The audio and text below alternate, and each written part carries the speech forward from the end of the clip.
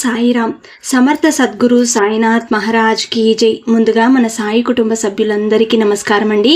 అందరూ కూడా సుఖంగా, సంతోషంగా, ఆరోగ్యంగా బాగుండాలని మనస్ఫూర్తిగా కోరుకుంటూ ఈ రోజు వీడియో మొదలు పెడుతున్నాను. ఇక ఈ రోజు వీడియోలో బాబాగారు ఏం చెప్పబోతున్నారు అంటే, తల్లి, రానున్న వైభోగం 100 జన్మల అదృష్టాన్ని తెచ్చిపెడుతుంది. ఇది రాసి పెట్టుకోమ్మా. ఈ 2025లో నేనిచ్చే మొదటి శుభవార్త ఇదేనమ్మా అని బాబాగారు అంటున్నారండి. ఈ రోజు బాబాగారు అందిస్తున్న ఈ సందేశం మన జీవితంలో ఉన్న సమస్యలు ఉన్న పళంగా తీరిపోవాలి అంటే బాబాగారు ఏం చెప్పబోతున్నారో ఈ వీడియోలో పూర్తిగా తెలుసుకుందాం. తల్లి, నీకున్న సమస్యలు తీరిపోలేదు అని చెప్పి ఎంతో మదన పడుతున్నావు. నీకున్న బాధలు తట్టుకోలేక ప్రతి క్షణం మదన పడుతున్నావు. తల్లి, ఇక నీ జీవితంలో ఎనలేని మార్పుని చూడబోతున్నావు. అన్నీ నీ జీవితంలో సంతోషాలే కనిపిస్తాయి. ఆనందంతో బ్రతుకుతావు. ఉన్న పళంగా నీ జీవితంలో ఉన్న సమస్యలన్నీ పోయి సంతోషంగా బ్రతకాలి అంటే ఈ సాయి చెప్పే మాటలు పూర్తిగా గ్రహించు. అప్పుడు నీ జీవితం మారుతుంది. ఈ లోకంలో అనేక మంది యోగులున్నారు.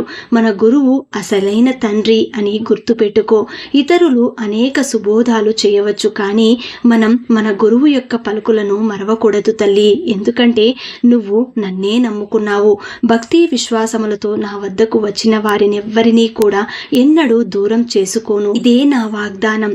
పిలిస్తే పలుకుతాను, తలిస్తే దర్శనమే ఇస్తాను. ఈ విశాల విశ్వంలో మీరెక్కడున్నా సరే నేను మీతోనే ఉంటాను. మీ హృదయమే నా నివాసము. తల్లి, నీ సంతోషం అనేది నీ ముందే ఉంది.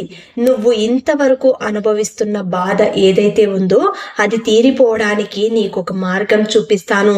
కానీ నేను చూపించే మార్గం చూసి ఇది సరైనదా కాదా అని ఆలోచనలో పడుతున్నావు. జీవితం బాగుండడానికి ఈ సాయి ఇస్తున్న మంచి అవకాశం. దీనిని ఉపయోగించుకో తల్లి. నీకు ఎంతటి డబ్బు సమస్య ఉన్నా కూడా అది పూర్తిగా తీరిపోతుంది. అప్పుల బాధలు పడుతున్నా, అప్పులు అంటే ఎవరికైనా డబ్బు ఇచ్చి మోసపోయినా కూడా, లేదంటే ఒక భూమి పైన నువ్వు డబ్బు పెట్టి ఆ డబ్బు నీకు తిరిగి రాకపోగా భూమి కూడా నీకు రాలేదు అని నువ్వు బాధపడుతూ ఉన్నావు. ఇలాంటి సమస్యలు ఎన్నో చూస్తున్నావు. నీ ఆలోచన శక్తిని మార్చుకోకపోతే ఎప్పుడూ కూడా ఓటమిని చూడాల్సి ఉంటుంది. ఈ ఓటమి అనేది గెలుపుకి ఒక మెట్టు లాంటిది. నువ్వు ఎన్నిసార్లు ఓటమిని చూస్తావో అంత అనుభవం నీకు కలుగుతుంది. నువ్వు ప్రతిసారి కూడా ఓటమిని చూసి ఓడిపోయానే అని బాధపడకు. ఎందుకంటే ఆ ఓటమి అన్నదే నీ గెలుపుకి ప్రధానమని గుర్తుపెట్టుకో.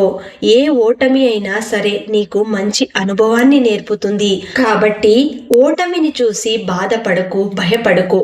ఎప్పుడూ కూడా నేను గెలుస్తాను అన్న పట్టుదలతో ఉండు. ఈ సాయి ఉన్నంత వరకు నీకు ఓటమన్నదే ఉండదు. బెదిరించడం వల్ల ప్రయోజనాలు ఉండవు. అందరికీ మంచి చేయడానికి ప్రయత్నం చెయ్యి. నేనే గొప్ప అన్న అహం ఎప్పుడూ కూడా నీలో రానివ్వకూడదు. ఎందుకంటే నువ్వు మంచివాడివిలా నటిస్తే అది నీకే ముప్పుగా మారుతుంది. కాబట్టి అందరితోనూ ప్రేమగా మసులుకో. నీ జీవితం పట్ల బాధ్యతగా ఉండు. ఏ కోరిక కోసం నువ్వు తపన పడుతున్నావో, డబ్బు సమస్య నీకు తీరిపోవాలి అంటే ముందు నువ్వు చేయవలసింది ఆ సమస్య నుండి బయటపడడానికి మార్గం వెతుక్కోవాలి. నేను ఏ పని చేస్తే ఆ పనిలో నాకు సక్సెస్ అనేది దొరుకుతుంది అన్నది నువ్వు ఆలోచించాలి. ముందు ఆ డబ్బు సమస్య ఎలా పోగొట్టుకోవాలి, డబ్బు సంపాదించాలంటే నాకు ఏదైనా మార్గం కావాలి, ఆ మార్గం నేను ఏ విధంగా ఎంచుకోవాలి అన్నది నువ్వు 1కి 4 సార్లు ఒక అంచనా వేసుకో. నీ చుట్టూ ఎవరైనా నీ మనసుకి నా ఆత్మీయులు అని అనిపిస్తే అలాంటి వారితో నీ బాధ్యతంతా చెప్పుకో. నీ బరువుని కాస్త తగ్గించుకో. వారు నీ ఆత్మీయులు కాబట్టి నీకు మంచి చేయాలని చూస్తారు. నీ మంచి మాత్రమే కోరుకుంటారు. కాబట్టి అలాంటి వారితో నీ బాధ్యత గురించి చెప్పి నీ పని ఏ విధంగా ప్రారంభిస్తే నువ్వు సక్సెస్ అవుతావో వారి దగ్గర సలహా తీసుకో. అలాంటప్పుడు ఈ సలహా ఇస్తున్నది సాక్షాత్తు నా సాయినే అని నువ్వు గుర్తుంచుకోవాలి. ఎందుకంటే అందరిలోనూ నేనుంటాను. ఎవరైతే నన్ను మరిచిపోకుండా ప్రతి క్షణం నా ధ్యానంలో ఉంటారో, నా నామ చింతనలో ఉంటారో, అలాంటి వారిలో నేనెప్పటికీ కొలువై ఉంటాను. నువ్వు ఎల్లవేళలా అలాంటి వారితోనే నిత్యం నీ ప్రశ్నలు వేసుకో. అలాంటి వారు ఆత్మీయులుగా ఉండడం నీ అదృష్టంగా భావించు. ఒకవేళ నీ జీవితంలో ఎప్పుడైనా సరే నువ్వు తప్పుటడుగు వేస్తే ఆ ఆత్మీయులు అంటే నీకు నీ మనసుకు నచ్చిన వాళ్ళు ఎవరైతే ఉంటారో వారు నీకు సరైన మార్గాన్ని చూపిస్తారు. ఆ సరైన మార్గం చూపించేటప్పుడు నీకు సాక్షాత్తు నాకు సాయినే ఈ మార్గాన్ని చూపిస్తున్నాడేమో అని నీకు భావన కలుగుతుంది. కాబట్టి తల్లి, ప్రతి జీవిలోనూ నన్ను చూడు.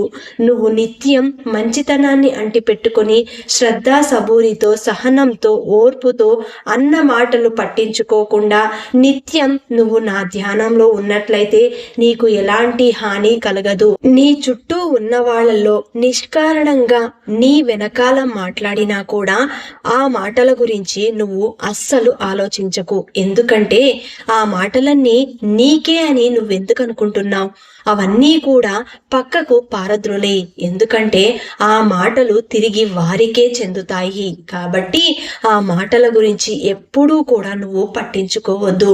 ఈ సాయి ఉన్నంత వరకు రక్షణ కవచంగా నీ పక్కనే నిలబడి ఉంటాడు. తల్లి, ఏదైనా సరే నీ బ్రతుకు నువ్వు బ్రతకడానికి స్వతంత్రంగా ఏ చిన్న పని చేసినా కూడా అందులో నీకు ఎలాంటి దోషము ఉండదు.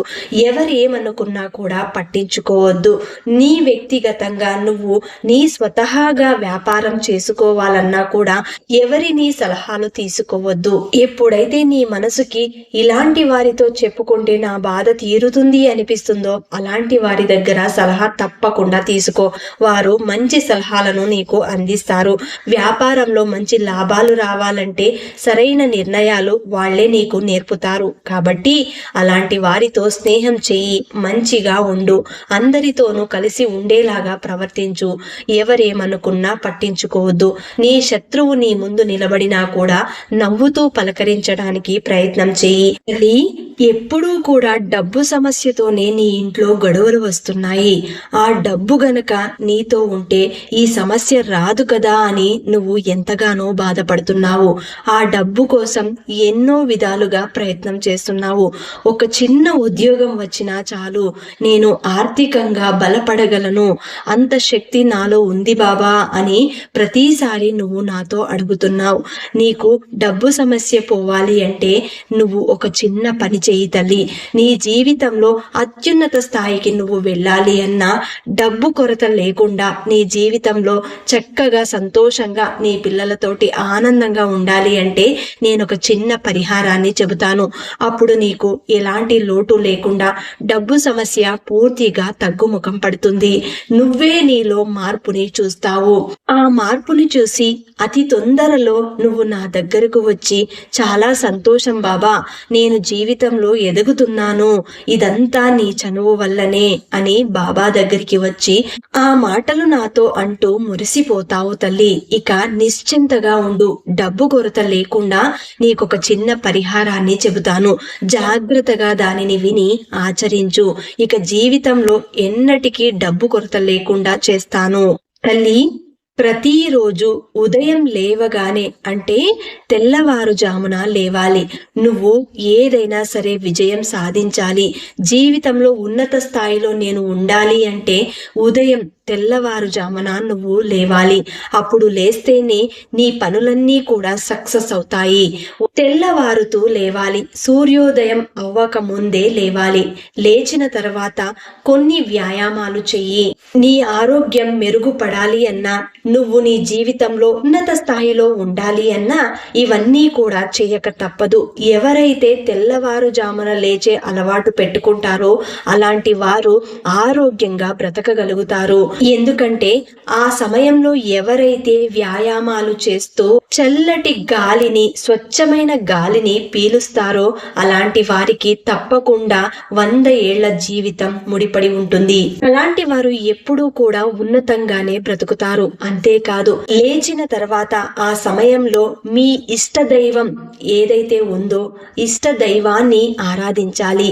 ఆ భగవంతుని చింతనలో ఉండాలి. ఎప్పుడైతే నువ్వు భగవంతుని ఆరాధిస్తావో, తెల్లవారుజామున నువ్వు ఆరాధించే ఆ భక్తి నేరుగా ఆ భగవంతుడికి చేరుకుంటుంది. నీకు ఉన్న సమస్యలన్నీ కూడా నువ్వు విన్నవించుకోగలిగితే అవి వెంటనే తీరడానికి మార్గం ఏర్పడుతుంది. అంతేకాదు, తెల్లవారుజాములో నువ్వు చేసే ఏ ప్రయత్నమైనా సరే అది వెంటనే నీకు సక్సెస్ ని ఇస్తుంది. ఆ సమయంలో దైవానికి ఉన్న శక్తి చాలా గొప్పది. కాబట్టి నువ్వు ఏ కోరికతో అయితే ఈ చిన్న ప్రయత్నాన్ని నువ్వు చేస్తున్నావో నీకు సత్ఫలితాలు వెంటనే దక్కుతాయి. నీ తల్లిదండ్రుల మాటలు ఎప్పుడూ కూడా వింటూ ఉండాలి. మీ అమ్మకు పనులలో సహాయం చేస్తూ ఉండు. ఎప్పుడు నిజం మాత్రమే చెబుతూ ఉండాలి. ఏ విషయాన్నైనా సరే మనమే స్వయంగా చూసి తెలుసుకోవాలి. ఇతరులను ప్రశ్నించి వారి అభిప్రాయాలు, అనుభవాలు సేకరించడంలో ప్రయోజనం ఏమీ లేదు. తల్లి, ఈ సాయిని నువ్వు నమ్ముకున్నావు కాబట్టే నిన్ను గెలిపించడానికి నీకు మార్గం చూపిస్తున్నాడు. తప్పకుండా నువ్వు గెలుస్తావు. అన్నింటిలోనూ విజయాలను సాధిస్తావు. నేను చెప్పినట్టుగా నువ్వు చేయగలిగితే ఉదయం అంటే తెల్లవారుజామున లేచి నీ కాలకృత్యాలన్నీ తీర్చుకొని నువ్వు చేసే పనులలో సక్సెస్ కావాలని నువ్వు చేసే ఏ ప్రయత్నమైనా సరే అది తప్పకుండా ఫలిస్తుంది. ఈ సాయి నీకు తోడుంటాడు. వెంటనే నువ్వు ఆ పనిని రేపటి నుండే మొదలుపెట్టు. ఉదయం లేవడానికి ప్రయత్నం చెయ్యి. ముందు నీ భగవంతునితో మాట్లాడు. నీ సంకల్పం చెప్పుకో. ప్రతిదినం కనీసం అంటే గంట సేపు నువ్వు వ్యాయామంలో, ధ్యానంలో మునిగి ఉండాలి. అప్పుడే నీకు అన్నింటిలోనూ సత్ఫలితాలు పొందుతావు. నువ్వు ఏ డబ్బు సమస్యతో అయితే బాధపడుతున్నావో అది కూడా వెంటనే తీరడానికి నీకు మార్గం చూపిస్తాను. తల్లి, నీ బాధలు చెప్పుకుంటూ నా సన్నిధి దాకా రానక్కర్లేదు. నేనే స్వయాన నా బిడ్డల దగ్గరికి వస్తాను. కాబట్టి నువ్వు నిఠారుగా కూర్చుని నీకు ఏం కావాలో, నీ మనసులో ఏముందో అది నాతో తెల్లవారుజామున చెప్పుకో. అంతేకాదు, శ్రద్ధా సబూరితో మెలగాలి. సాయి సత్యాన్ని అంటిపెట్టుకొని ఉండాలి. అప్పుడే నువ్వు అన్నింటిలోనూ విజయాలను సాధిస్తావు. ఈ విధంగా నువ్వు ప్రతిరోజు ఈ సంవత్సరంలో చేస్తూ ఉండు. ఖచ్చితంగా అతి కొద్ది రోజులలోనే పెద్ద మార్పుని చూస్తావు. రానున్న వైభోగం నిజంగా నువ్వు కూడా ఊహించలేవు. అంత గొప్ప జీవితం నీకు నేను అందిస్తున్నాను. ఎవరైతే మనస్ఫూర్తిగా నిండు మనస్సుతో ఒక మంచిని కోరుతారో అప్పుడు వారి జీవితం ఎంతో సుఖంగా ఉంటుంది. ఎంతటి కష్టం వచ్చినా సరే తట్టుకోగల శక్తి ఆ భగవంతుడు ఖచ్చితంగా కల్పిస్తాడు. ఎవరైతే ఉదయం లేవడం అలవాటు చేసుకుంటారో వారి జీవితం ఆరోగ్యంగా, సుఖంగా, సంతోషంగా ఉంటుంది. పిలిచిన వెంటనే పలుకుతాను, కానీ బాబా ప్రతి క్షణం నా సమస్య, నా కోరిక నీ ముందు పంచుకుంటున్నానే, మరి ఎందుకు నా కోరిక తీరలేదు అని నువ్వు ప్రశ్నించవచ్చు. ఆ కోరిక తీర్చే ప్రయత్నంలోనే నేను ఉన్నాను. కానీ నువ్వు చేసిన కర్మఫలాలు అనుభవించక తప్పదు కదా. అనుభవించిన తర్వాతనే ఆ కోరిక అన్నది తీరుతుంది. ఒక్కసారి నీ మనస్సాక్షికి అడుగు, నువ్వు చేసిన తప్పేమిటి? నువ్వు ఎందుకు ఈరోజు ఈ కష్టాన్ని అనుభవిస్తున్నావు? ఈరోజు నీ కోరిక తీరలేదు అంటే దాని వెనుక ఉన్న కారణం ఏంటి? అది తెలుసుకోవాలంటే ముందు దైవాన్ని అంటిపెట్టుకొని దైవ నామస్మరణంలో చింతనై ఉండు. నువ్వు చేసిన తప్పు నీకు తెలియకపోవచ్చు, కానీ నువ్వు కోరిన కోరిక మాత్రం తీర్చే బాధ్యత ఈ సాయిది. ఎందుకంటే నువ్వు నా బిడ్డవి కనుక ఎప్పటికీ నీ చెయ్యి వదలను, నిన్ను అంటి పెట్టుకునే ఉంటాను. ఎప్పుడైనా బయటికి వెళ్ళేటప్పుడు ఒక్కసారి సాయి అని పలికి వెళ్ళు, లేదా నా విభూతిని ధరించి వెళ్ళు. నీకు అంత రక్షణగా ఉంటుంది. మరి ఈరోజు బాబాగారు అందించిన ఇంత గొప్ప సందేశాన్ని, రానున్న వైభవాన్ని ఏ విధంగా ఆస్వాదించాలి, అంతటి అదృష్టాన్ని ఏ విధంగా మనం స్వీకరించాలో ఈ వీడియో ద్వారా బాబా గారు ఒక మంచి సందేశాన్ని అందించారండి. ప్రతి ఒక్కరూ కూడా లేని అలవాట్లను అలవర్చుకోండి. బాబా గారు మనకు తండ్రి స్థానంలో ఉండి ప్రతి ఒక్కటి మంచి సందేశాన్ని అందిస్తూ వస్తున్నారు. కాబట్టి దీనిని వినియోగించుకుందాం. ఈ వీడియో నచ్చితే అందరికీ అందేలాగా షేర్ చేయండి, లైక్ చేయండి. మళ్ళీ ఇంకొక మంచి వీడియోతోటి మీ ముందుంటాను. అంతవరకు సెలవు. సర్వేజన సుఖినో భవంతు. సర్వం శ్రీ సాయినాథార్పణమస్తు.